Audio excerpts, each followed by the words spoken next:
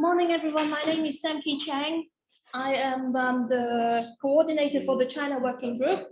Today, this is our first panel, China panel. The title is Theorising Chinese Development. The first presenter is Elias Jabbour. His title is The New Projectment Economy as a Higher Stage of Development of the Chinese Market Socialist Economy. The second presentation will be from Alberto Bartoccini. The title is Planning for Uncertainty, Lessons from China. The third one is from Professor Tak Wing. He is from University of Macau. He will be joining us online. His title is China and the Clash of Capitalisms. And the last one is from PhD student at SOAS, Xinwen Zhang. Her title will be The Road to Common Prosperity and the Political Economy of China's Development. So without further delay, I will pass it over to Elias Jabbour.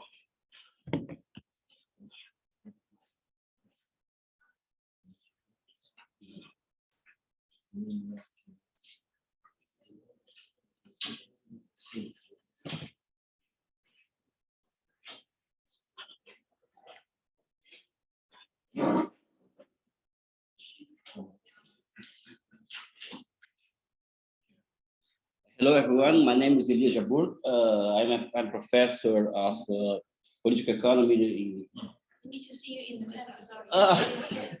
I'm sorry. I'm Brazilian, guys. My name is Elias Jabbour. I'm a professor at Rio de Janeiro State University in the School of Economics. And I occupied with Chinese affairs and socialism, Chinese socialist affairs in the last 25 years. He studied the case of socialism in China. In the last years, me and my partner Alberto Gabriele using a new concept about the market socialism as a new socioeconomic formation. And with this new socioeconomic formation, a new dynamics of accumulation that we named the new projectment economy, and I present here to you. Okay.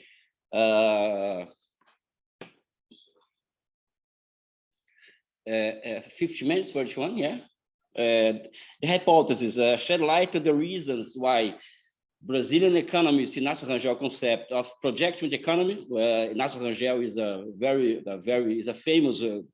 Is unknown to the public in general, but famous in Brazil, the Brazilian economist. A concept of projectment economy holds great possibilities for research into China economic development. It reworks the concept, offering new means of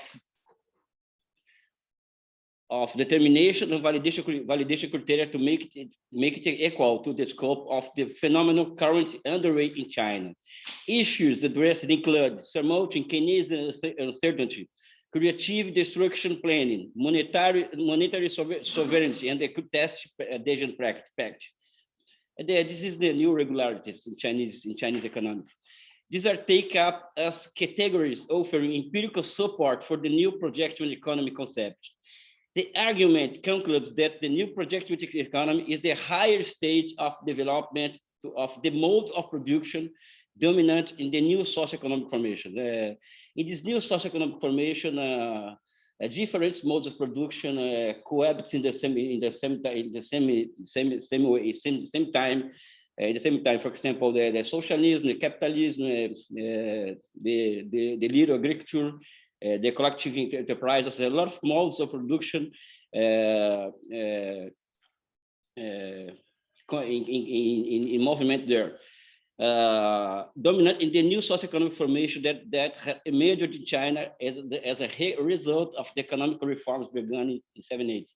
In our point of view, the reforms in China inaugurate new socioeconomic formation. What's this? In our point, the Chinese socialism reinvents itself by market institutions. Yeah, there is a reinvention of socialism in China through market institutions.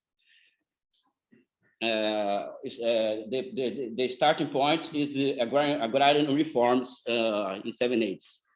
A little prologue. We present to foreign public a particular Brazilian view on the recent developments of the Chinese economy, mainly after the financial crisis in 2008.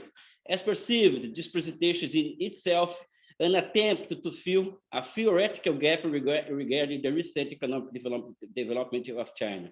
In our point of view, the heterodox approach and the orthodox approach reached a limit to understand China.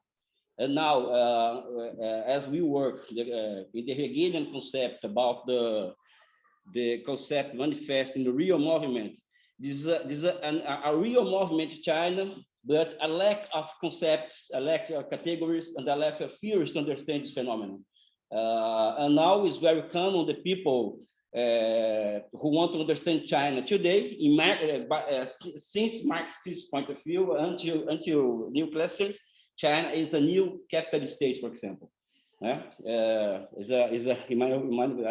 don't agree with this point.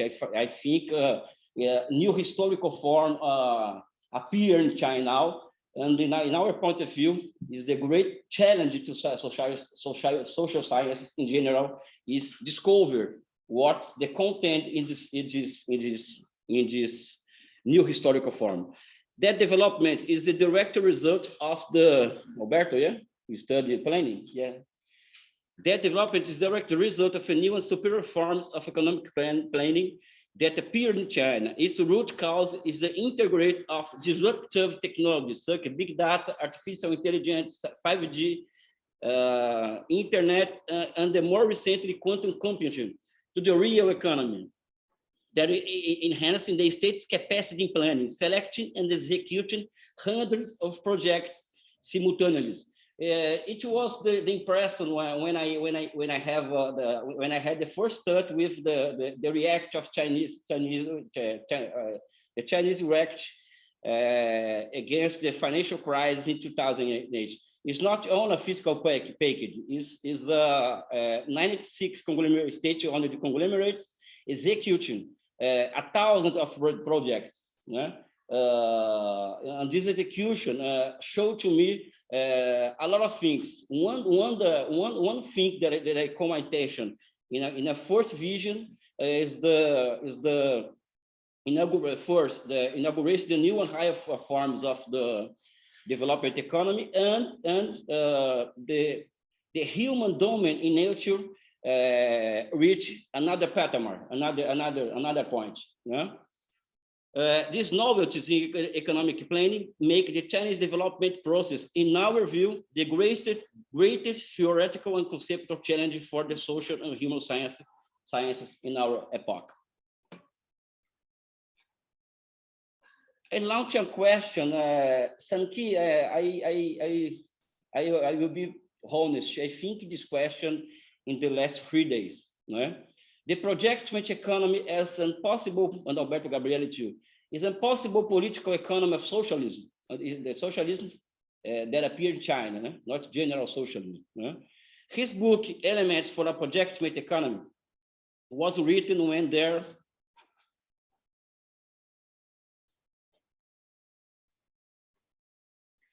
there was intense debate in Brazil and Latin America as a whole regarding the ways and methods to drive economic planning and its expressions in specific social formations. There was a especially rich moment for Latin American thinking. It's not global. The new theories not only appear here in North Global. A new theories, a new approaches emerge too in South Global. I love being Brazilian. I love being Latin American. Rangel saw the 20th century producing theoretical novelties based on institutional innovations brought up by the Russian Revolution, the economic planning, the new Keynesian consensus, and the appearance of financial capital. Common element between all these factors was the possibility of the human beings to consciously build, through planning, their own destiny.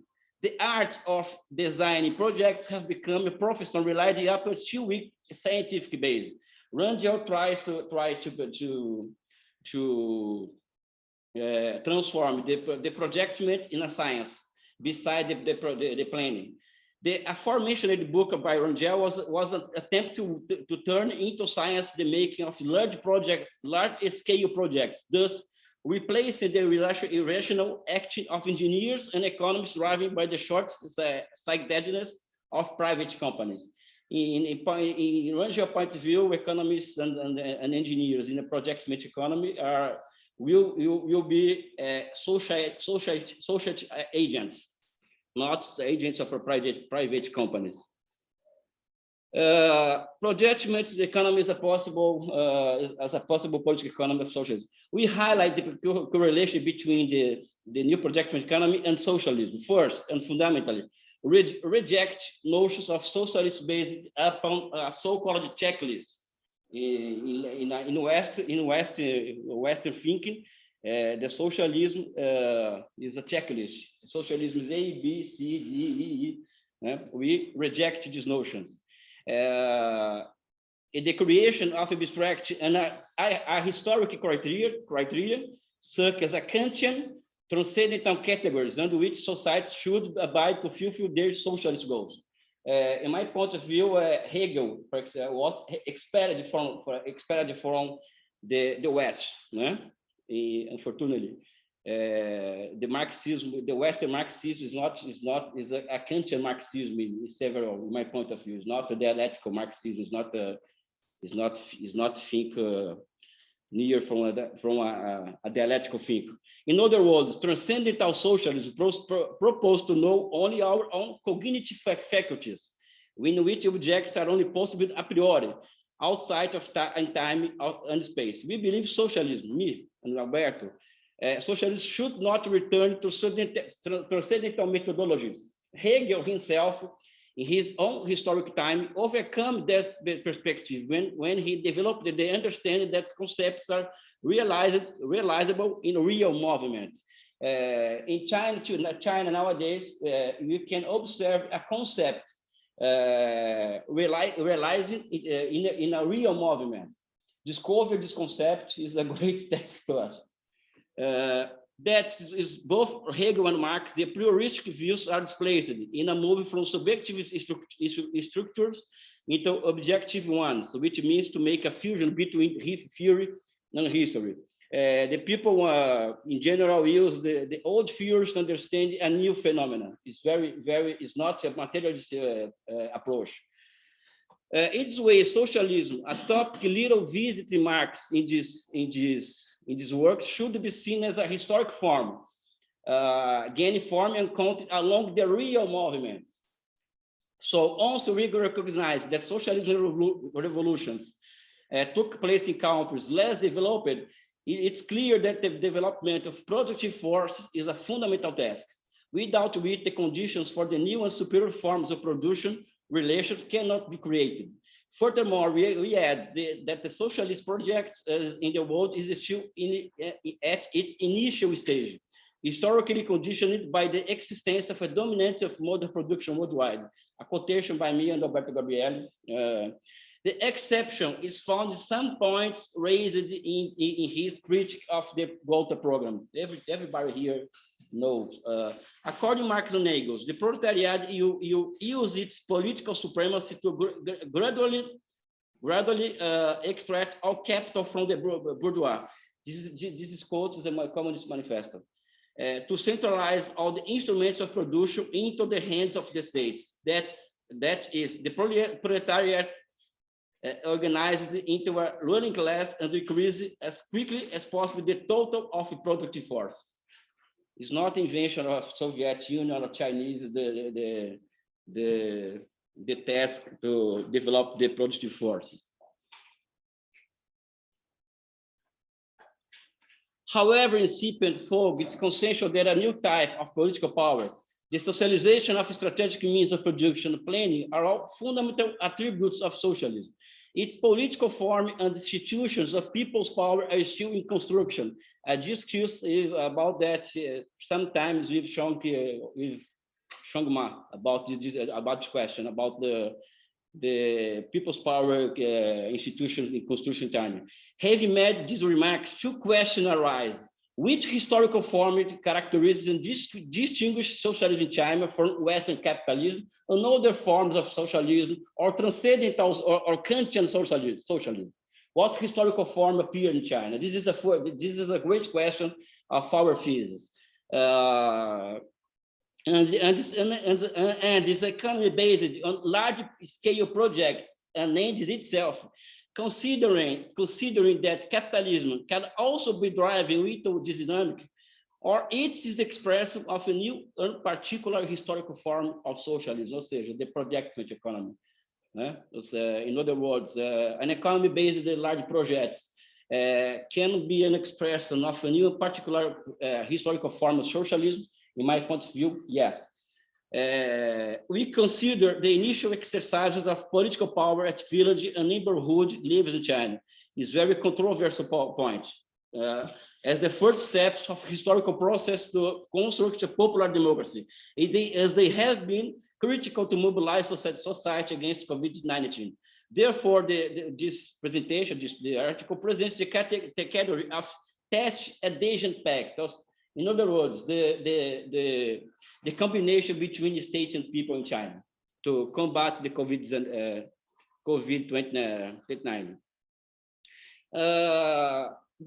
The projectment economy is the economy based in a reason. It's a finding and reason between cost and benefit. Now, for example, in China, in the last 10 years, 30 million jobs was created by year. Every year, 30 million jobs. But despite the economic growth falling from more or less 10% to a 6% in last 3 years. But the level of employment keep the same way. This is the evidence of what we call the planning of the creative destruction in China. The planning of creative example, the projectment economy and the full employment challenge. The planning of creative destruction is a powerful explanatory category because the new projectment economy is a concept, okay? And have a lot of categories in construction by me and Alberto and other my group, research group Brazil, to support this concept. One is this concept is the planning of creative destruction. The social division of labor is elevated in all senses, subsuming the circumstance. This is the great point from Rangel, Javier Vadel, I love you. This is a great point, Rangel point in this book, subsuming the circumstance of unemployment via the human action of planner and thousands of professionals involved in all variety of major projects. In China today have 2 million people working in economic planning, and more specifically in choosing projects, elaborating, choosing, and executing projects. But they have 2 tasks. The same task put by Rangel in this book. The first, full employment.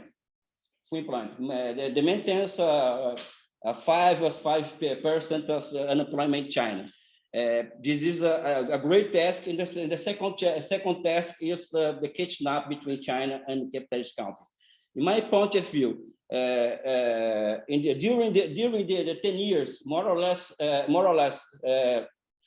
230 million people moved from the agricultural activities to urban, to the great cities. In my point of view, this is a higher level of human intelligence, they planning this movement, in my point of view.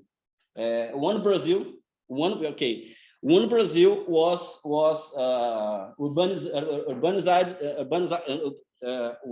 urbanized China in the last 10 years. My point of view is the higher level of human intelligence in our time. This is a structural change in higher level in China. Who wants to know more about new projectment economy? Give me an email. I send the papers. Conclusions. I'm very disciplined.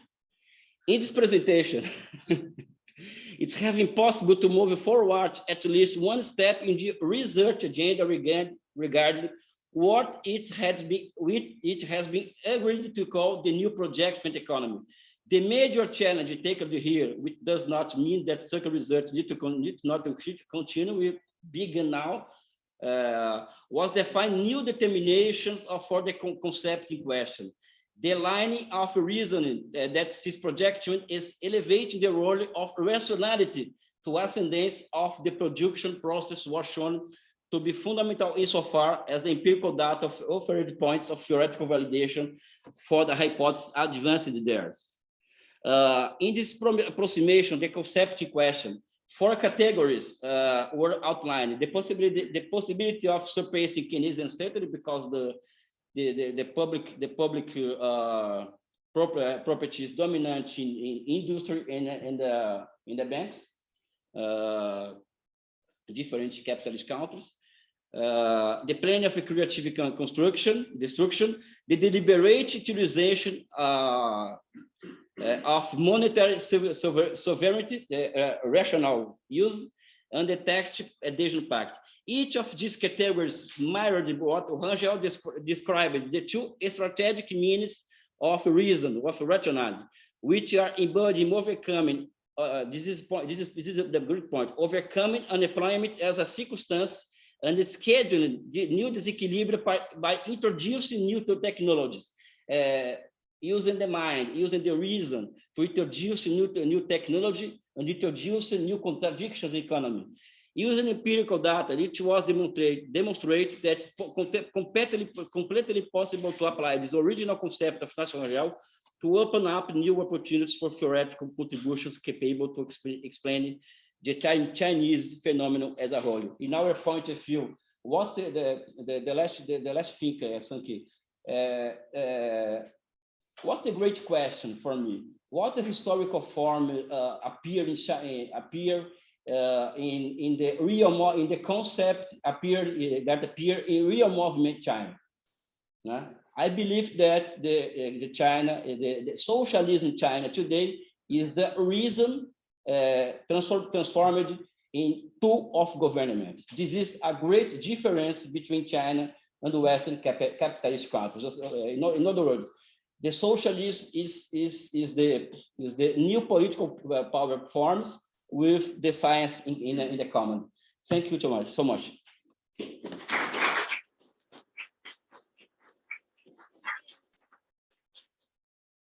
Yes, I think just want to mention that Alberto Gabriel, who co-authored the book with Elias, is with us today. So if you have any questions about their book as well, I'm happy that there are 2 authors here to answer your question later. So Alberto, please come.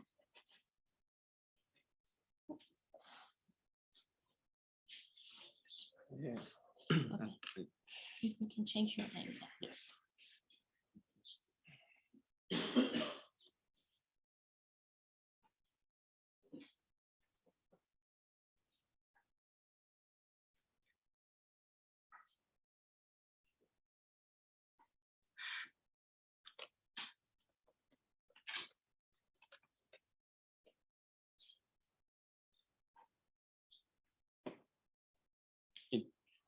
Perfect.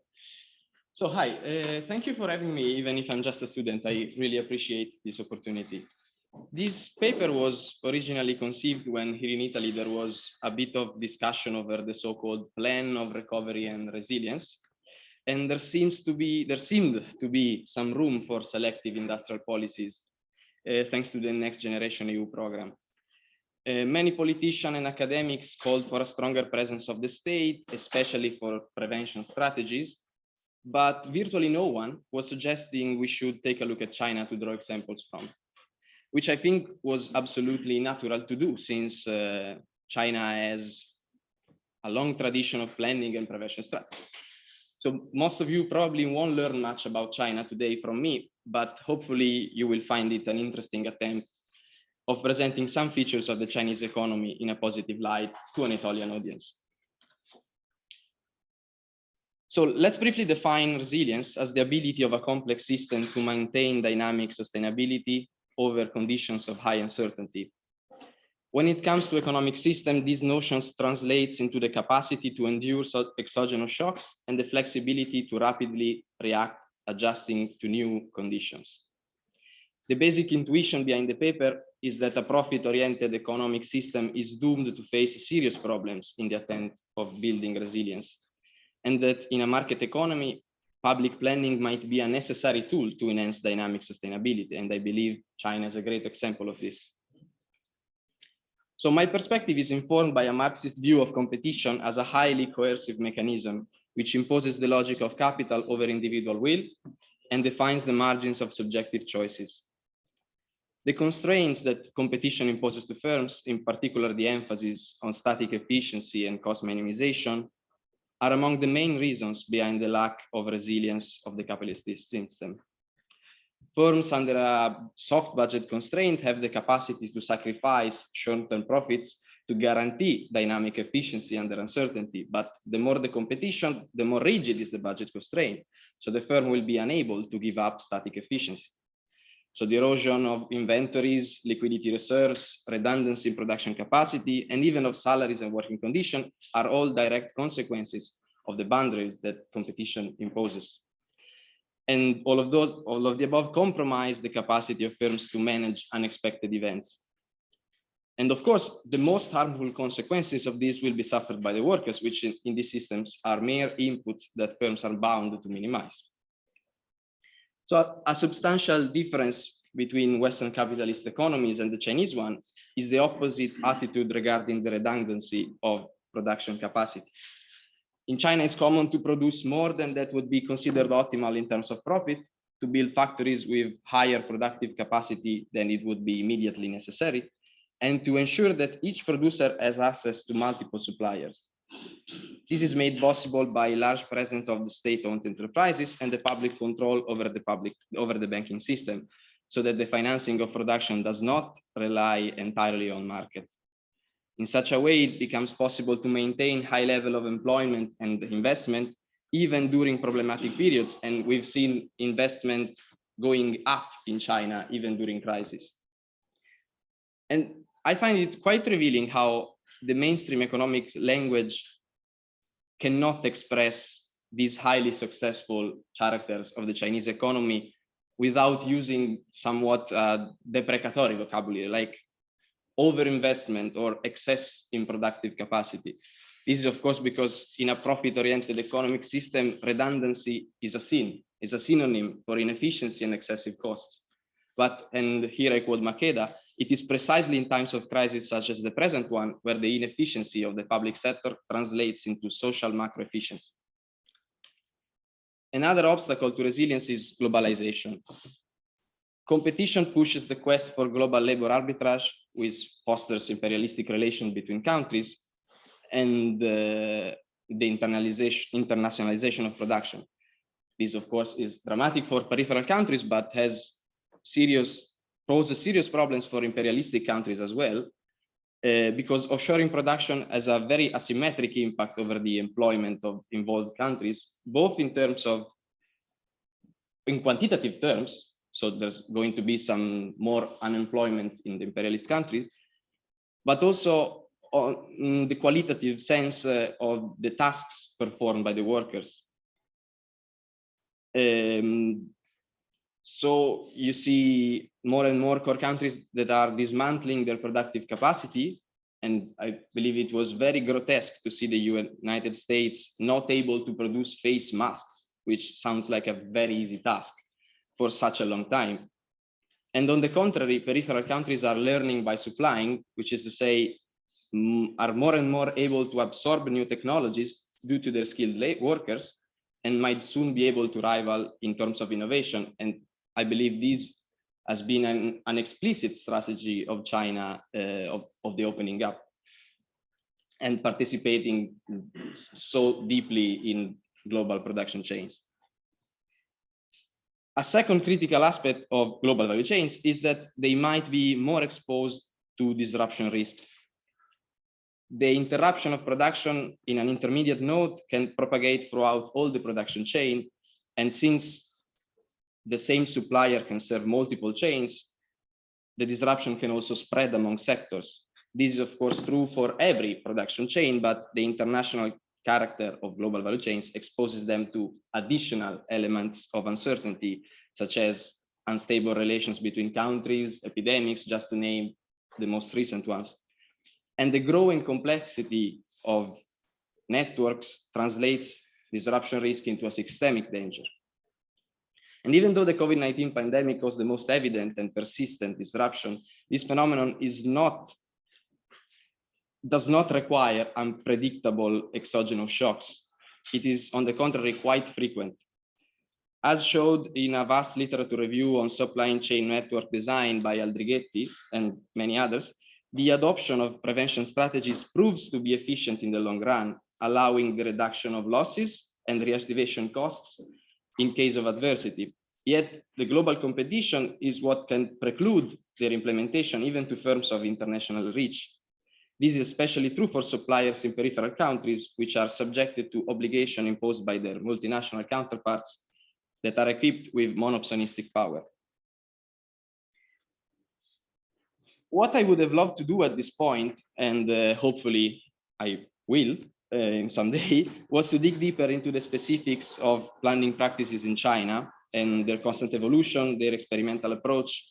I believe there's a huge literature gap on all of this, at least here in the West, and it needs to be addressed. And I would be especially interested in the management of creeping crises that are such as climate change or environmental disruption, those kind of crises that are imminent, if not already present, but due to their gradual nature, they cannot be perceived as urgent by individuals, or at least they cannot be dealt with by individuals. So they require public coordination. And a famous paper is titled Hiding in Plain Sight, defining this concept of creeping crisis. But as soon as I started pitching these ideas to friends, colleagues, editors, I realized that this level of detail was not going to be useful because there are, at least for the discussion of the Italian resilience and recovery plan,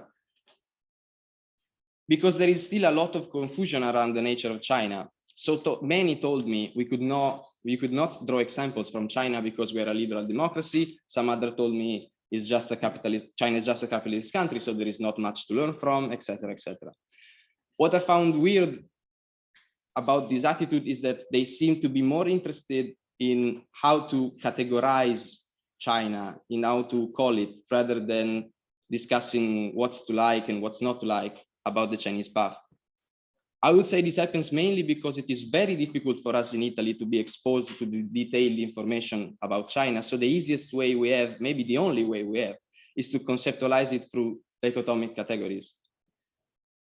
I believe there's on the screen a Chinese term that I will not try to pronounce that describes the error, the mistake of trying to understand China using Western categories. And I tried to avoid it as much as I could, because I believe, of course, that the best way to understand any system is through the lens of the theories and the ideas that informed, that inspired it, and in this case, Chinese Marxism. So I decided to take a step back and present some very basic feature of the Chinese development. And instead of looking at China as example of specific planning practices, I looked at China as a overall living example of the possibility of a fruitful mix between plan and market. So in the paper, I first present the 1930s Western calculation debate. For time of reasons, I will spare it to you. I just want to mention the heritage it left us. The debate assumed that plan and market are mutually exclusive. Plan belongs to socialism and market belongs to capitalism. The only notion of plan considered is imperative plan. Keep in mind that at the time of the debate, Soviet Union and especially war economy was basically the only example available. And crucially, I think the most absurd thing is that the goal was to prove if plan could reach the same allocation of market and therefore the same efficiency. Why? Okay. And so, as already noted by Dobb, all of the above are gross misrepresentation of what planning is and what it can be. So plans should not be compared to markets on the ground of static allocative efficiency, but rather on the ground of the efficacy in pursuing a development path which is coherent with socially expressed needs. Goals such as full employment and resilience, in a context where productive decisions and investments are interdependent and complementary, require a coordination of economic agents and a coherence of action that only planning can ensure. So the reason why I present this debate is to show how this binary way of thinking prevents us Europeans to understand the development of China, which clearly escapes the plan market dichotomy. Then in the paper, I discussed the dismissal of that many liberal scholars do of China as a mere variety of capitalism. I take Milanovic as a strawman, but again, I will spare it to you, and I suggest, highly recommend to take a look at Sang-Hee Cheng paper on this that is far more exhaustive than mine. Let's instead discuss the Marxist dismissal of China. In his latest book, the Italian philosopher Domenico Losurdo engaged a passionate and detailed critique of what he calls Western Marxism. According to him, a common posture of European Marxists is that of representing communism as an absolute opposite to the system that it's expected to overthrow, a complete negation of capitalism, and therefore cannot have market, cannot have exploitation, cannot have income inequality, etc. As already said before, it's as if they go through a checklist while they have to evaluate existing socialist experiences, and therefore they dismiss them as unsuccessful, if not even regressive, insofar as they do not conform to an idealized image of communism. But in order to make such an abstraction, one has to disregard many aspects that are interrelated to capitalism, and most importantly, colonialism and imperialism. Why should, Losurdo asks, subverting class relations in one country be regarded as a priority over subverting imperialistic relations among countries, when both have always been explicit goals of communism? So the Marxist tradition developed in the East moves indeed from an explicit anti-colonial perspective, and the main focus of China is that of escaping from a geopolitical subordination. This target requires China to rival with capitalist countries on material prosperity. So the new diktat is the liberation of the forces of production. And I think that the integration of markets, the opening up to Western technology and taking such a big role in productive chains have all been significant part of this process. Communism here is conceived as a form of Aufhebung. Once again, I will abstain from try to pronounce the proper Chinese term for it, but it should mean something very close to Aufhebung, meaning a negation that entails the assumption, even though in a radically new context, of the highest point of what is negated. So the integration of market mechanism in the Chinese system is not per se viewed as a departure from the communist path. Of course, the nexus between plan and markets is not safe from contradiction and it's in constant evolution, but the role of a communist leadership is precisely that of managing this contradiction in a way that sees market as a subordinate tool in order to foster growth and not as an end in itself. Thank you very much.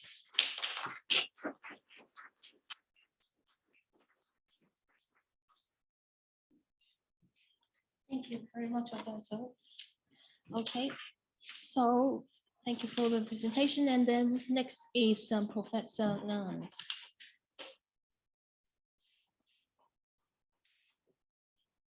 Okay. Yes.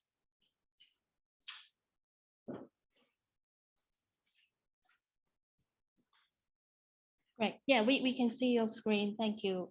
Yes. Okay, thank you very much. Hi, everyone. I'm Xinwen from Macau. I'm sorry that I won't be able to join you today, but thanks to the efforts of Samke, I still managed to get involved in this panel. Today, my topic is about China and the clash of capitalisms. I argue that what China is practicing nowadays is essentially capitalism. But it is a kind of capitalism that we are not too familiar with. And because of that, the logics of competition, the logics of accumulations, the logics of global expansion, in a way, differs quite distinctively from the kind of capitalism that we are familiar with. And because of that, it laid the foundations for clashes with existing Western capitalism. So instead of looking at the, say, Sino-American and Sino-Western rivalry in contemporary years as a kind of a Thucydides trap between large empires, I'm trying to look at the conflict as clashes of capitalisms from the two sides. So what I'm going to do is to characterize Chinese capitalism slightly in a broad stroke, and then go on to look at some of the issues that arise from this kind of logics of conflict. Now, I think over the last 2 decades, there's been quite a bit of discussions about varieties of capitalisms. The previous speaker has mentioned that. And just take a very broad views about the debate itself. I think there are a lot of different categories that has been put forward. Neoliberal market-oriented capitalism is characterized by the free market system in the United States. Some people characterize the continental European state capitalism as a kind of a state-driven Rhine model. And some even distinguish the Scandinavian system as a kind of a social democratic capitalism, and the Japanese system as a kind of a corporatist capitalism. Now, what we've seen in all those categorizations is basically focused on mainly on the state-market relations, about how economic activities are coordinated, either more through the state or more through the market.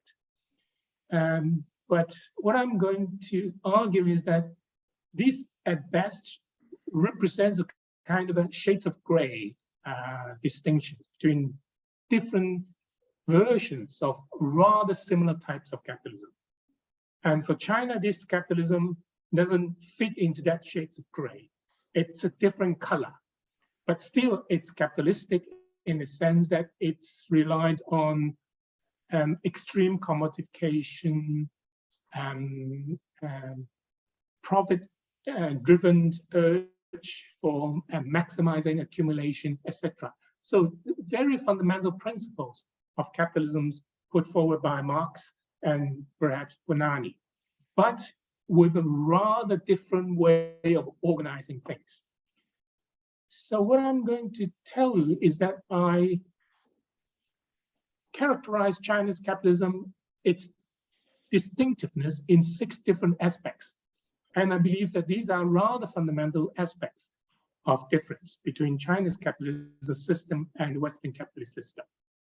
These include the nature of economic actors, the ownership structure, state-market relations, rules of exchange and resource allocation, nature of competition, and accumulation and expansion. I think it covers a very important basis for the workings of capitalism itself. Now, let me go through that quickly. First, economic players. I think unlike the West, where the economic company or the firms, the companies, the private enterprises has been seen as the major economic players in a market economy. In China, we can see a whole diverse range of economic players in the market, not just exclusively focusing on enterprises, private enterprises.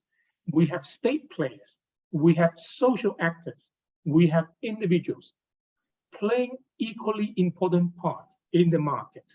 The state perform an active role in the market through its state enterprises. This is already very familiar with.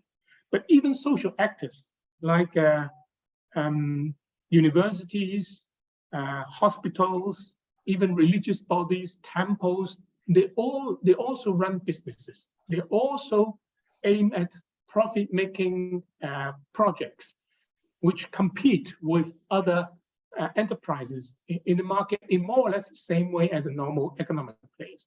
So we have a whole range of different types of players here.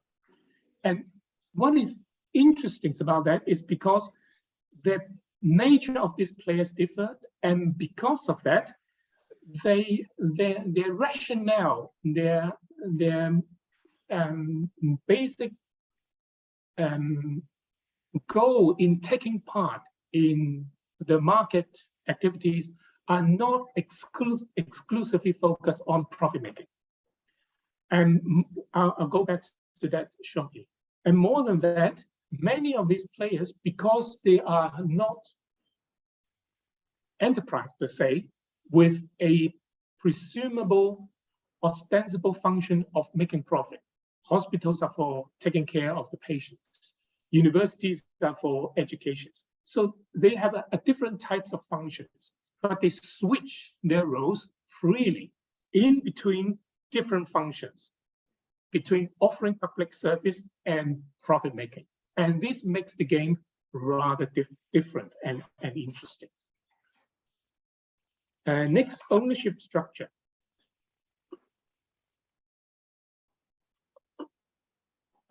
In existing capitalist system, we very often see a clear distinction between private ownership and public ownership. We often see a clear demarcation between the private sector and the public sector. In China, we have a very diffuse system of ownership rights, property rights, ownership rights.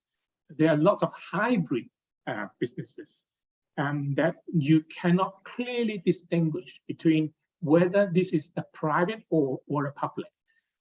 We have lots of projects which is difficult to be able to categorize whether this project is with a private ownership or public ownership. So, and because of that, this kind of ownership structure, they take simultaneous political orders, social orders, and economic orders into their laps at the same time. We have bureaucratic enterprises that are politically embedded, but at the same time seeking profit in the market. And because of that, the nature of rationality cannot be exclusively be considered as taking an economic turn or a political turn. They often mix it together.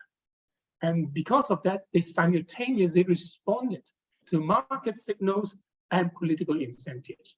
And that makes the entire game rather different as well. So sometimes they may be able to say, running at a loss in order to gain certain political objectives. At other times, they might be willing to fulfill certain social goals in pursuit of a higher profit. So that kind of a switch, that kind of a rationality varies from case to case. It has to be study and examine and investigate case by case, situation by situation, in order to understand why a certain actors behave in a particular way. And that derives a lot from its ownership structure. Thirdly, state market relations. In China, the state, as we know, is not just a neutral referee. The state itself is also an investor, it is a market player, it is also a profit-making entity. And because of that, it sometimes becomes difficult, or sometimes it invites a lot of criticism about the case that the market in China is not a level playing field. It is not. The state can manipulate its advantage in many heads that it's playing out in adjudicating the game, but at the same time as a player itself. But more than that, the state is not a unanimous whole in China. It's polymorphic. We have a lot of local governments enjoying a lot of autonomy, the sub-states. And each sub-state tries to maximize its own opportunities, its own developments, its own advantages under the jurisdiction of its territoriality. And because of that, different sub-states may actually compete with one another in a rather intense way. And they would set up also market barriers for external competitors to come into their own local markets. And because of that, we don't just have one market in China. We don't just have a Chinese market. We have many markets. So the market is fragmented. So we're not just talking about a form of state market relations. We are talking about many states markets relations in China. And that actually complicates the matter and makes the economic formation even more complicated in that regard. The fourth, the rules of exchange and resource allocations. Unlike the West, where resource allocations are mainly done through the market signals, market exchange, contractual exchanges, etc. In China, a substantial proportion of transactions are based on personal rather than enterprise level exchanges. So the questions of trust, obligation, reciprocity, these has been well studied and documented in various scholarships. But likewise, a substantial proportion of economic resources is allocated through the form of rent, economic rent, because of the creations of market protections, because of the deep involvement of states and sub-states in a market, because a lot of economic activities require state licensing. And as a result of all these conditions, a lot of economic rents has been created.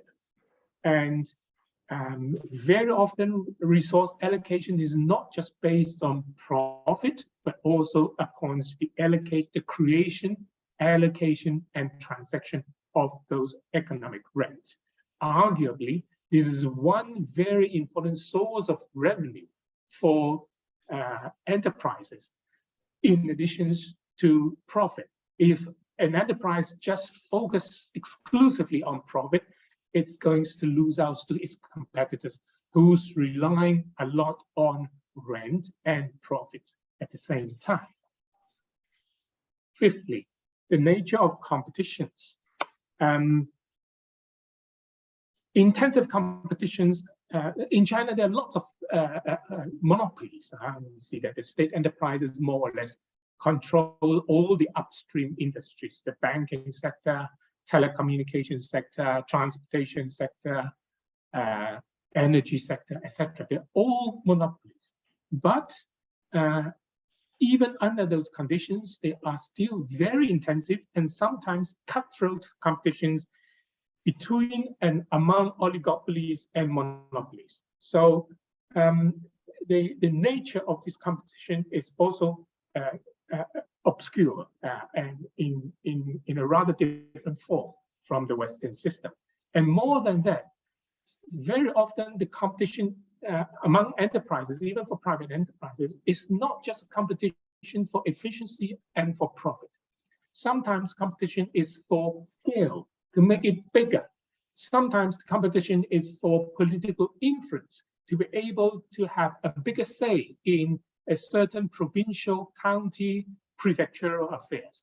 So that nature of competition is also rather different from the West. And because of all this, accumulation and expansion takes a rather different forms, which in a way creates a lot of tension with the West. Now, let me just take an example about the global expansion under the Belt and Road. So this is one particular form, an aggressive way of accumulation and expansion when China tries to project its economic system abroad, overseas. Now, that Belt and Road Initiative has a lot of also unique characteristics compared with overseas direct investments headed by multinationals from the West. First of all, this is very often project-driven, not product-driven. So instead of pushing for a particular products or a particular share of the value chain, China very often look at all those investment in a project base. And secondly, these projects are really large-scale projects, extreme long-term turnover and profit cycle. And because of that, it requires a lot of calculations, projection, and rationality beyond short-term profit calculations. Very often, these are rather difficult to be supported by individual enterprises. So a lot of these projects are state-sanctioned through bilateral partnerships in legal frameworks and finance, and with the backing of the state or the state banks. And what is equally interesting is that China combines a kind of a overseas direct assistance with foreign direct investments. So sometimes it's not easy to differentiate whether a particular project is actually an assistance project, for example, an infrastructure project, whether this is an investment project or whether this is an aid project. Sometimes it mixed together, particularly when later on China tries to create a kind of a debt to equity swap when countries cannot repay the loan. And so it will just swap the debt in to become equity and acquire some of the shareholding management of that project. So it creates also a hybrid forms in between ODA and FDI. And the interesting part is whenever Chinese enterprises are involved in those projects, they are also involved not just as a contractor to construct a road, a port, a pipeline, or etc. They also operate it, they also manage it, and at a later stage, it may also acquire shareholding status within those projects. So it's also a mix of different roles in that regard. Finally, the profit and rent in the Belt and Road projects. This is a rather similar situations when China expanded in the West, that a lot of economic returns and allocations are not just based on profit, but also based on rent. Because the ownership structure is obscure, it's a hybrid form, because a lot of the enterprises cannot be fully categorized as private or public, and you have whole range of hybrid business involved in that. So the goal of investments can have varieties of calculations, not just solely focus on profitability, but also on strategic investments. Sometimes the investments has a military strategic values more than a profit value. So, but China is still willing to go there because it can combine economic and political rationalities in a delicate way.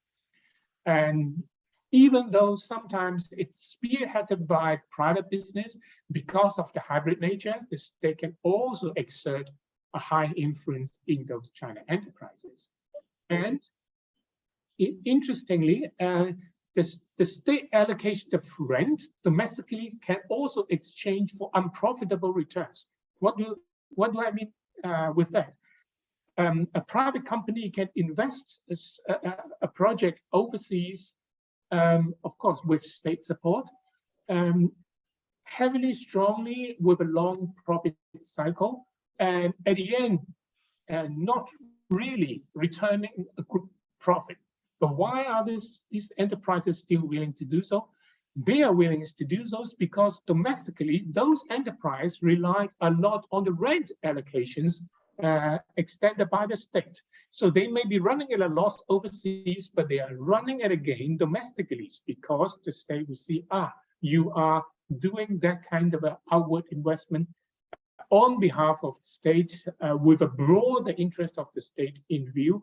And because of that, even if you're running at a loss out there, you can have a bigger share of the rent by extending oligopolistic status to the kind of business that you are running domestically, or earning substantial subsidies from local governments, etc.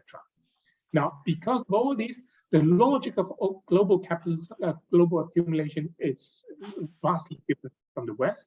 The logic of capitalist accumulation is also different domestically from the West.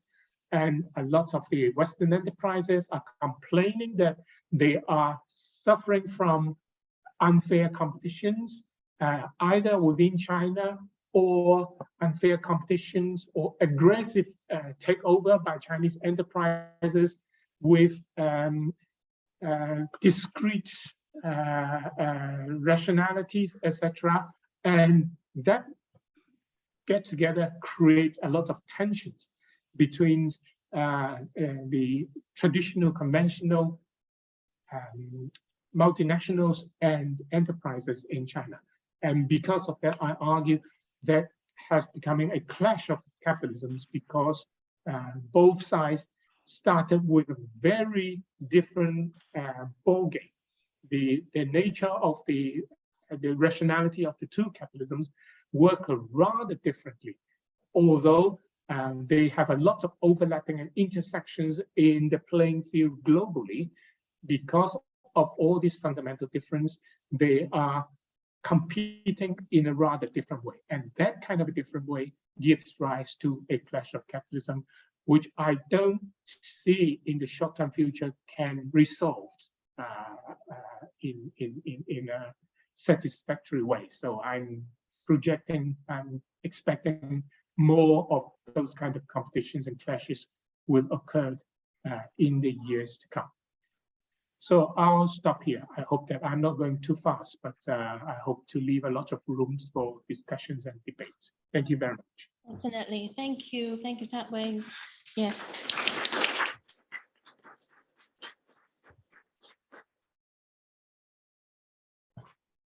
Yeah, we have two presenters on projects, but from a very different point of view. And then I think we will have a very interesting discussion later on.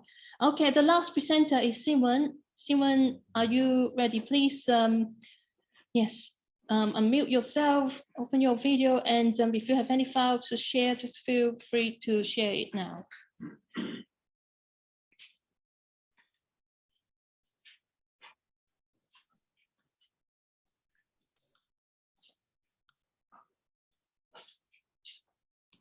Xinwen, are you? Okay, yes, we can see your screen now. Thank you. Okay.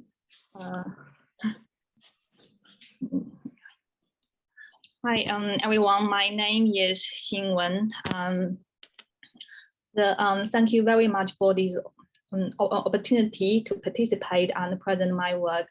The title of my presentation is China Socialist, the road to common prosperity and the political economy of China. This paper will investigate the question of socialism in China. In the reform era, China embraces market economy and the capitalist mode of production prevails. But China still identifies itself as a socialist country. So there are various reformulations of Marx. The first is common prosperity. This is proposed by Chairman Mao, but Deng Xiaoping gave it a new meaning. Socialism should not make people equally poor, nor prosperity of a few.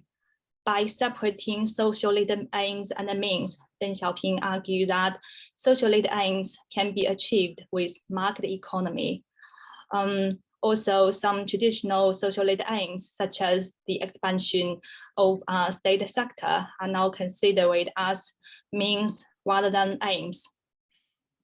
A second argument is that state control of the commanding heights can guarantee the socialist nature of the country. And this argument can trace back to Lenin, who proposed state capitalism. There is also a tendency to view Marx in the market context as an equivalent with a non-neoclassical approach. So is it socialism that the state attacks monopolies, provides social security, and invests in civilian projects? These economic policies hark back to the Golden Age model in Western countries from 1930 to 1960s. So these economic policies are not unique to socialist countries. Some market socialists propose socialism should have some unique features. For example, market socialism should limit markets by distinguishing small-sized, perfect competitive markets from monopolized financialized markets. Bartoccini argues that the former markets are neutral and can be acceptable to socialism. Besides limiting markets, there are other requirements to be met. For example, to implement workplace democracy, including workers' control over the workplace conditions, as well as the selection of managers. Also, it is required that workers should have collective control over the disposition of social surplus and investment. However, Webster argues that the society-wide market economy only prevails in capitalist economy. And capitalism features with alienation of workers, that work being a disutility for workers, but value augmentation for capitalists. And socialist societies, in socialist societies, work must be self-motivated by the worker. So next, in Marx's future society, after the proletariat used its political supremacy to wrest all capital from the bourgeoisie and centralize all instruments of production in the hands of the state, the proletariat organized as a ruling class and increased the productive forces as rapidly as possible. And after that, the state withers away as class distinctions have disappeared, and the public power will lose its political character. The future society that Marx envisages is an association of free people working with the means of production held in common. People consume a part of the product of their labor, and the remaining part serves as a means of production collectively held by the society. According to Marx's work, We argue there are some key principles or marks in the market context. It may be a concession to reformulate the marks in the market context, but we hope to investigate whether China's pursuits contain some socialist elements. The third principle is individuals' position or means of subsistence. First, we look into China's social welfare system. A country that provides a universal social welfare is not necessarily a socialist country, but a socialist country must provide universal welfare. China achieves near universal coverage of social security, but with a high degree of inequality in terms of benefits. In this sense, China failed to meet our criteria of socialism in terms of social benefits. The second is the rural land ownership regime. In China, rural land is owned by the village collective. This is a legacy of the planned economy. The household responsibility system contracts land to rural households for farming or subcontracting, but households cannot sell the contracted land.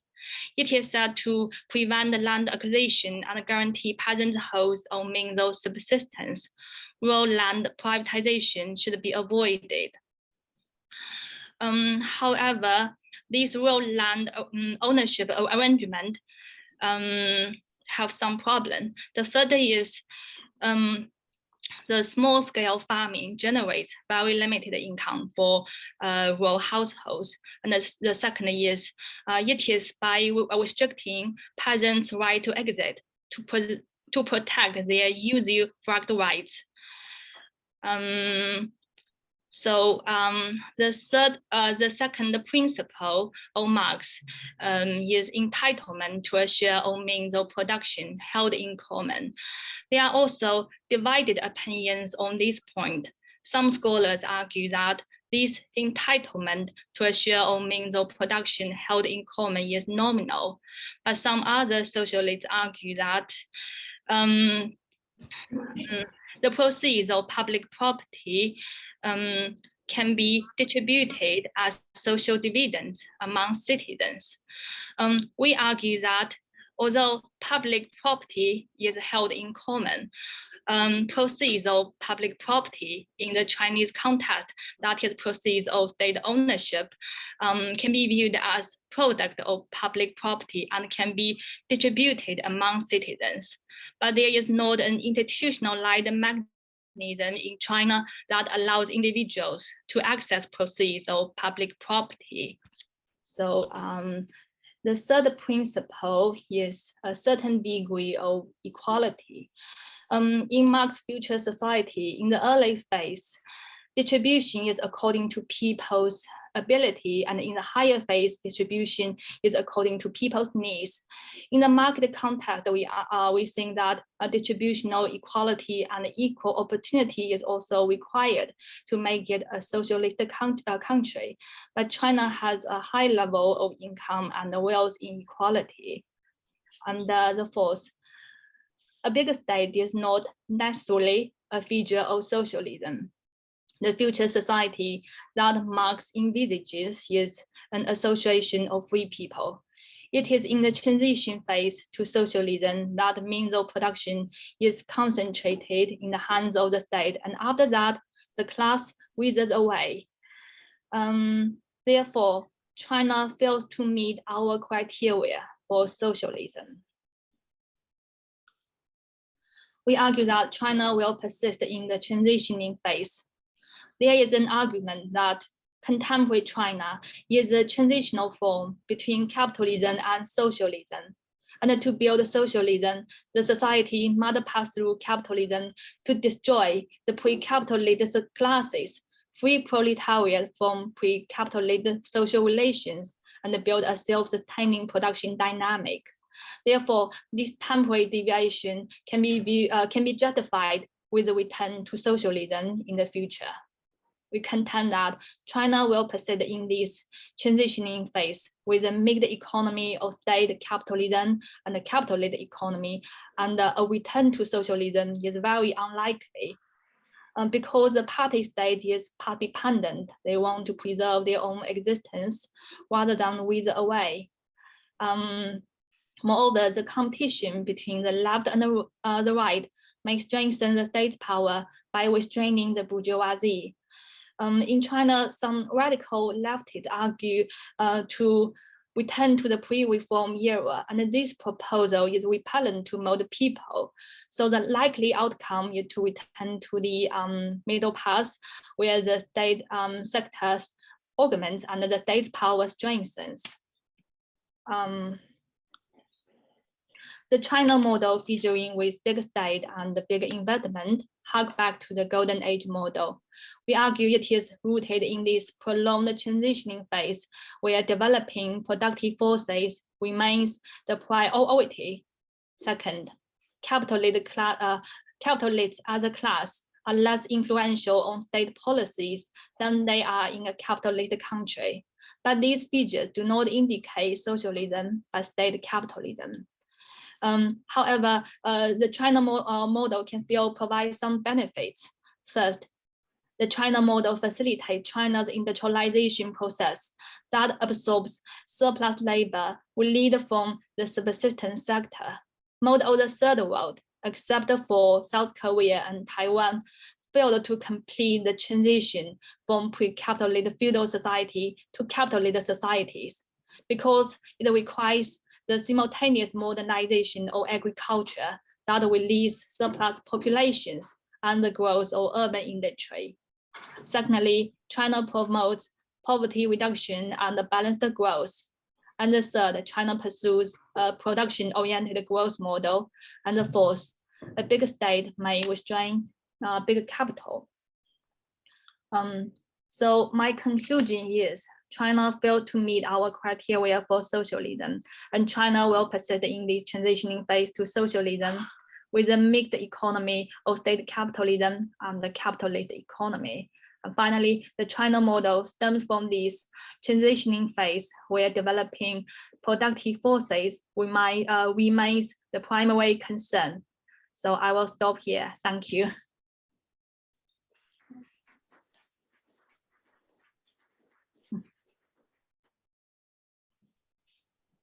Thank you, Xinwen. Very good presentation. Can I ask maybe the other presenters, if you want to, you can come at the front, and then we will invite people to submit your questions or your comments. Please feel free to raise your hand, and yeah, we will invite you to speak. Yep. Yes, Alberto, please.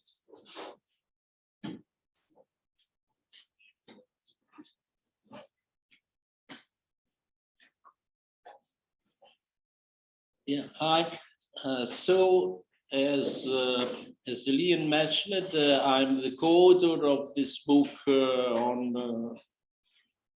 which is mainly on the China model, and more generally speaking on what we see as a possible 21st century path towards socialism, which is a category to which we assign a certain degree of universality. So we don't pretend to have understood everything, but we posit that studying with a certain methodology, not only the Chinese path, but also the Vietnamese experience, and on the other hand, the Cuban experience in the contemporary context of terms socialist development, we can identify some basic movement laws that necessarily have to be followed to make whatever kind of modern transition towards socialism feasible. Otherwise, things are not going to work. And myself, I have come to these conclusions not only from what I see as the positive, from this point of view, experience of the Chinese and Vietnamese, but also in a dialectical way from the negative aspects that I found in the Cuban experience, by the way, I paid the utmost respect to the history and the glorious tradition of the Cuban Revolution. Cuba is still a country that represents something very important in the world, especially at the symbolic way. We know some of their costs. We know they have, for instance, they've been able to produce a COVID vaccine, which is probably better than the one we have here. We know that, say, in Italy, these days, we're very happy that we have just 50 people dying every day, and we just got tired of talking about COVID, and we let people die, and this is not happening there. Nevertheless, their systemic approach to the necessary reforms of their model, even under the embargo conditions, are, in my view, very flat. And that's why we try to identify some basic points that we think, at least in this historical period, are endowed with the property of universality.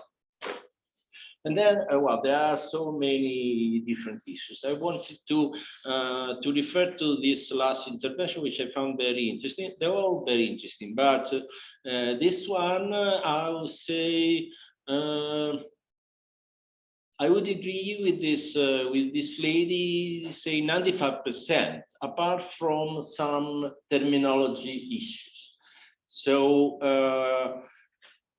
when myself and Elias, we say that China represents a good example of socialism, we say it between a lot of comments, because we think it's nowadays the most advanced and influential example of a certain type of relatively independent national development strategy with strong elements of socialism, in which we see in the present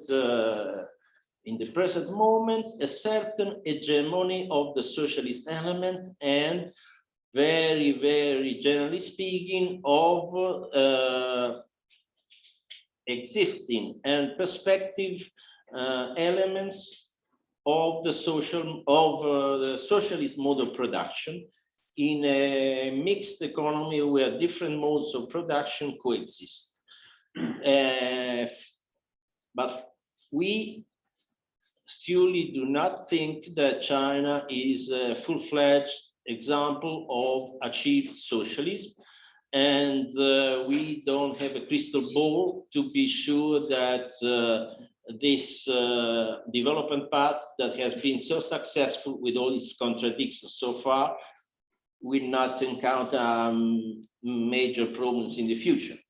And so what we call socialism is essentially, it's as much socialism as you can get, considering the way the world is organized now, which it does not imply that we consider that the strategy of the Chinese Communist Party is perfect, because imperfections are subjective and objective. And so, for instance, when this Zhang, well, when she says that China is not socialist, is not fully socialist according to the principles set up by, exposed by Marx, we surely agree, and we came up to the conclusion that, for instance, we, or at least myself, we don't agree with each other 100%, myself and Elias either. But for instance, differently from Marx, I tend to believe that socialism is not a relatively short transitional phase towards a full-fledged social communism, where you could even have the disappearance of the state, as she correctly said. We think it's a very long historical period, endowed with properties of sustainability, potentially, and durability, and where elements of capitalism or of other modes of production, different from the pure abstract social mode of production, will continue existing. So we think that we should make an effort, I conclude, in trying to understand as researchers and as progressive social scientists to avoid useless and potentially counterproductive world wars. For instance, saying China is socialist, China is not socialist, Cuba is socialist, because the issue is very complex, and in our view, the very idea, concept of socialism is very complex and much more complex than that of capitalism, which is not so simple anyway. When did capitalism begin? In the 18th century, in the 14th century. And it's important to avoid this world of wars and to understand different researchers who can have some way different words or interpretations of trends and developments that are nevertheless quite close one to each other and very different from mainstream economic thinking. Thanks. Thank you, Alberto. Thank you for your contribution. Anyone, if you want to ask questions, you can ask here or from your seat. That's fine. I know that we only started like 9:15, so we will extend it a little bit today. But the break time starts from 11:15. Sorry, 11:15. Yes. So if you want to go for your break, feel free to do so. If you want to stay, you can still stay and join this discussion. Anyone want to ask any questions? Yes, please. I would have a question to the colleague from Macau. Yes. Is he still present? Yes. Yes. That way you can still hear us. Yeah. Yes. Okay. But he may not be able to hear you from there. So if you may. Sorry, even though I said maybe you can ask from there, but Okay. better. So for yeah, them. I cannot hear the floor. Okay. Okay. So you described very interestingly features of Chinese characteristics, so to say, but I would say that almost all features also exist in European countries, but maybe not in this degree. So, but it's the only exception would be, I think, the existence of a strong Communist Party. This doesn't exist in European countries, but more or less all these features also exist here. So not all players have the goal of profit and so on. So I don't want to, yeah, this is my question to you. Okay, anyone else? We will collect a few questions. Yes, please come forward.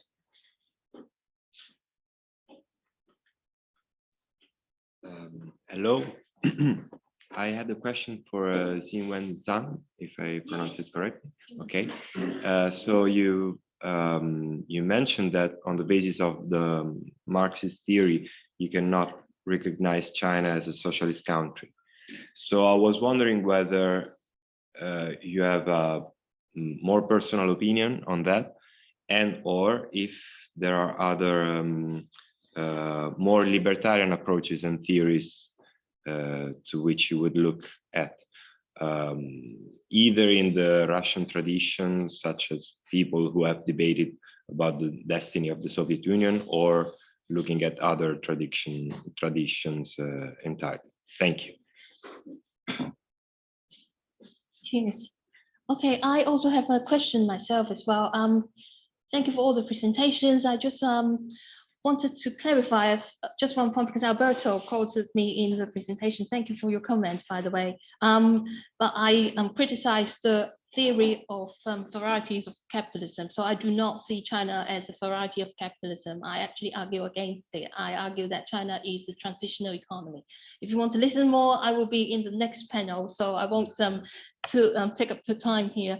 Wanted to ask a question to Professor as well, that way, because you argue that China has, especially state sector, has a lot of rent generated from the system is set up in China, so they can invest in long-term projects, which sometimes are not economical, to say the least. But why they were able to do this if they are operating according to the capitalist logic? Because the law of competition will still apply, even if they have large rent from the domestic market.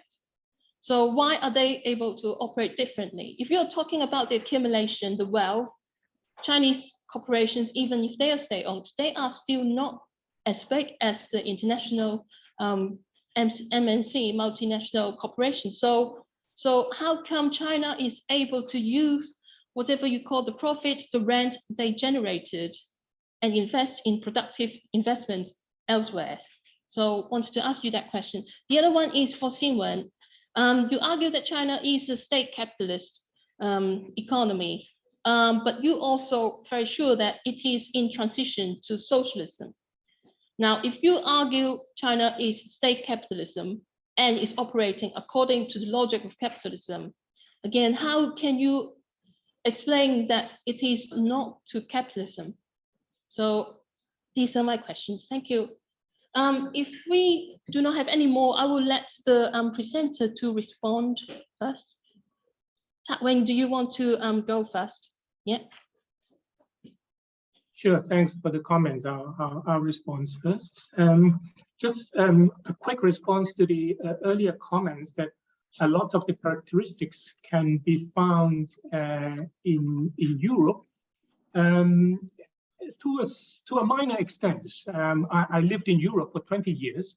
Of course, there are a range of different economic players, but I think, as you mentioned, that the extent of that kind of variety compares to China, I think it's rather different.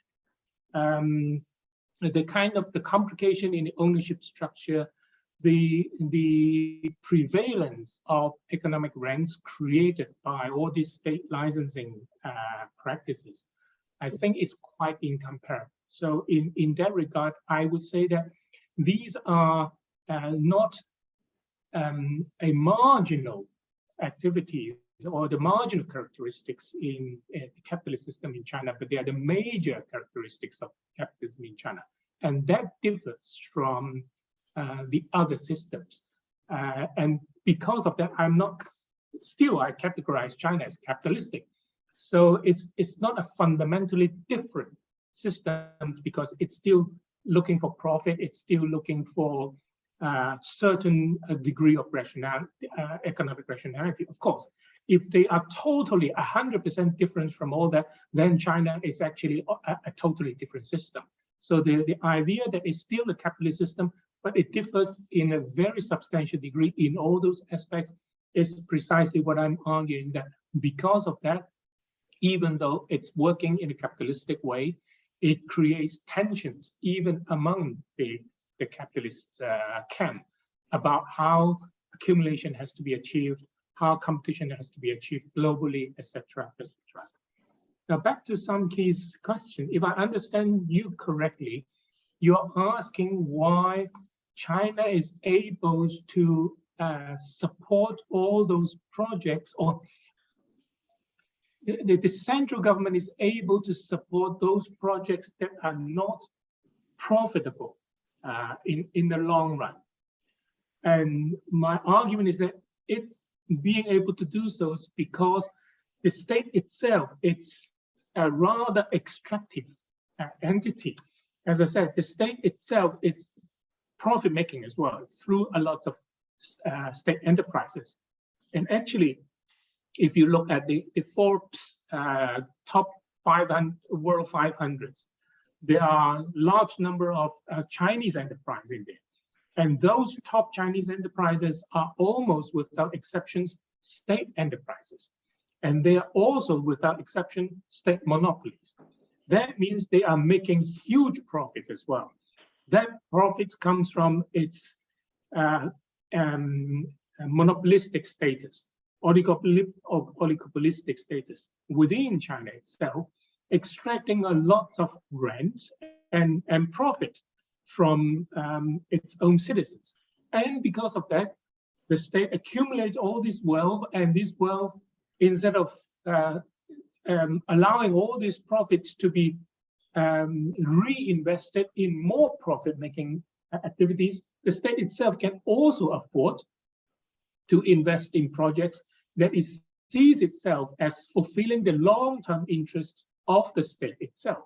So that's why it can always switch their roles freely from economic considerations to political considerations to economic considerations back. So that kind of a switch between the multiple roles, I think is a strong characteristics and the source of competence and competitions, a competitive advantage of the Chinese state. So I hope I have answered your question. Yes, thank you. Okay, Xinwen, are you able to unmute yourself? And yes, please go ahead. Yeah, thank you for the two questions.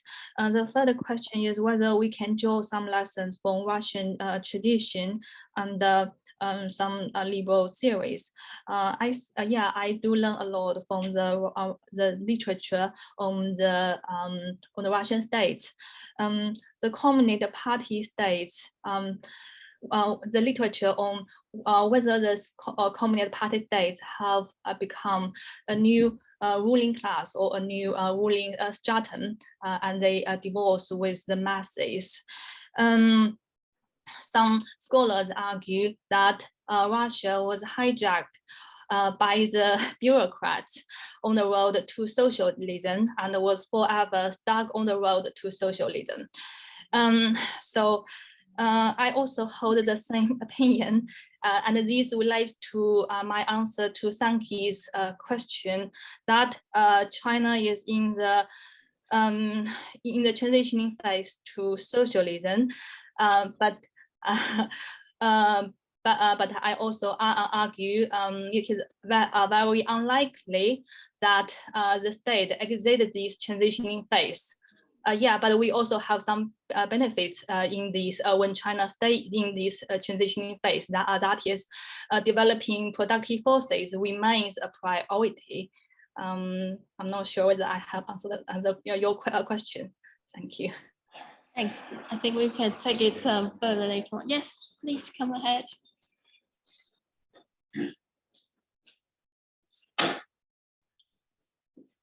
So I have a commentary, a question for the last two intervention. The first that it's interesting what we presented in the last interventions, but what I realize it joins common trends in studies on China nowadays, where we take a screenshot of what is taking place in Chinese economy nowadays, without linking current moment to the historical process that is taking place in China. What I want to say is that in respect to Marxist criteria for whether China is socialist economy or a capitalist economy, according to my knowledge, Marx has a theory about capitalism, the dynamics of evolution of capitalism. He has a general characteristic about what is the form of communist socialist societies. But we don't have in Marxism, as long as I know, a theory of socialist transition. Marx didn't develop important things at this level because it was not the subject. It was Lenin who started to theorize at this level in the context of Russia. So in the theorization of Lenin, we have this hybrid formula of capitalism and law of value dominated by state apparatus, which is mobilized in the construction of socialism. So just my opposition in respect to Marxist theory of socialism, the issue first is the process of transitioning. It's not just only the current moment in China. And the second, what are the criteria for evaluating in which moment of the process of transitioning we are in China right now? Thank you. Okay. You find the question.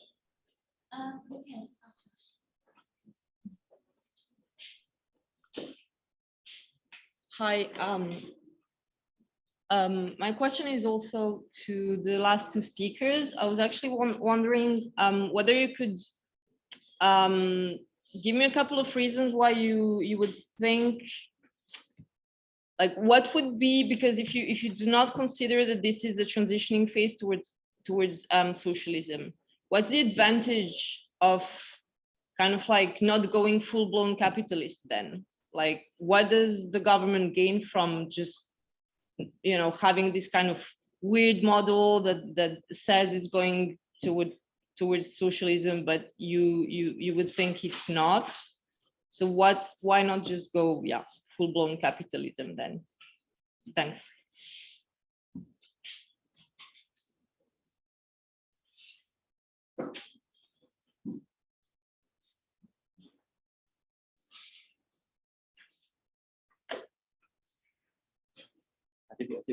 I have to sit here, no? If you want to sit, then I can move the camera a bit. Okay. I think Marx is not a prophet. For example, the question about China socialist or capitalist is not the question. It's not a Marxist question. It's a Kantian question. It's a question, for example, A can't be B, B can't be A. When the correct is A more B is C is a result of combination and B of A and B. What's this? We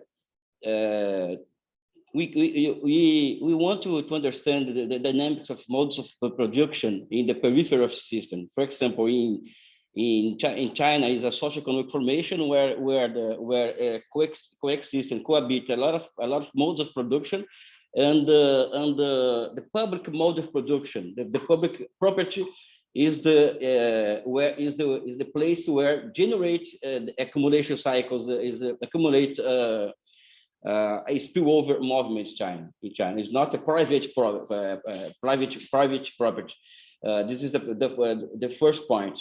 It's very strange capitalism in China, where the private property is not have power to generate cycles of accumulation and generate spillover effects.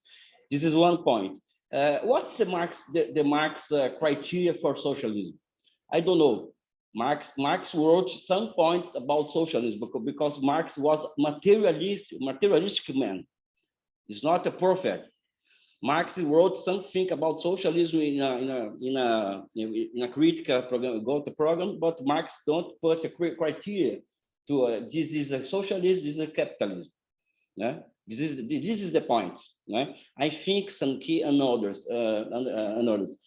We should fight against Western Marxism every day, because Western Marxism is a Kantian Marxism, is a checklist for socialism. Yeah? And socialism is the concept that manifests itself in the real movement, and the role of the scientists, of social scientists who advocate Marxism is discover what's the new forms, the new historical forms appear in a socioeconomic formation like China. Is not finding Marx in a checklist. Marx, according Marx, is not a Bible. Yeah? We have to make like Hegel, combine theory and history, combine and subject and object in one thing. I think this about the varieties of capitalism, and with all respect, is absurd, because in China, for example, what determined the difference between capitalism and socialism is power structure. The power structure of China is very completely different of United States, of Germany, and Japan, and South Korea. It's new kind of power in China. What will be occurred there? I don't know. I'm not a prophet. In other hand, is very strange the capitalism where the private property not generate the cycles of accumulation and the spillover effects. This is my point to the debates. Thank you too much. Thank you. We got then a hand raised by DL1. Yes, if you want to ask your question quickly, we only have maybe a few minutes left. Yes, please unmute yourself. Okay, right. I'm sorry I joined the meeting late and having missed out Elias' presentation. So what I want, and also I should say hello to both of the two presenters. Right? I haven't seen Tukwing for almost 30 years, right? And also I haven't met Xinwen for 3 years because of COVID. Right? But nevertheless, I would like to, as similar to Elias, I would like to make a quick comments methodologically, right? That both of Tukwing's and Xinwen's presentation seem to have acquired a strong emphasis on the national models, right? National models of development or national models of transitions or even national models of the capitalism. Now, I think that it might also be necessary to take into the consideration that China is highly integrated into the world capitalism, right? Not just economically, but also ideologically and to some extent politically. And therefore, we need to ask the question as to what is the nature of the Chinese state, right, with reference to the capitalist system of the world, or specifically, we need to ask the question about the orientation of the Chinese state. I think Tukwing's the answer to Samke's question focuses very much on the capability of the Chinese state extracting rents to pay for non-profit oriented measures, projects, etc. Now, actually, Tukwing also raised a very important question about the incentive or the orientation of the state, although the nature of the state in terms of orientation remains unanswered. Similarly, for Xinwen's presentation, if China is a transition society with undetermined future prospects, then this raises the very important question: what is the driving force or the main or the competing driving forces pushing China into different directions in the process of transition? So I don't have any answers or any comments on these important questions, but I would like to draw your attention to these important questions, which the presenters actually have themselves raised the questions. Thank you. Thank you very much, Nick. I think we need to finish now, except for Alberto. I know that you haven't been able to talk any. Do you have anything you want to say before we close? Yeah, maybe okay. Rapidly. Yeah. I just want to reiterate the idea that having stable criteria to evaluate transitioning processes is not really possible, and also, should we use the same criteria to evaluate Cuba, the Soviet Union, and China? I don't think so. Each of them has completely different geopolitical situations around them, and I think a more inductive approach in the understanding of, accepting they do define themselves as not capitalist, it's enough for us to start looking at their path, and then trying to understand if we like it or not, without having to fix them into so rigid categories. That's it. Thank you. Thank you very much. I'm sorry, I know that we may have an unanswered question, but we need to really finish this now and prepare for the next session. It was starting in just 10 minutes. So thank you again for all the presenters. Well done. Thank you. Joining us later. Okay, bye.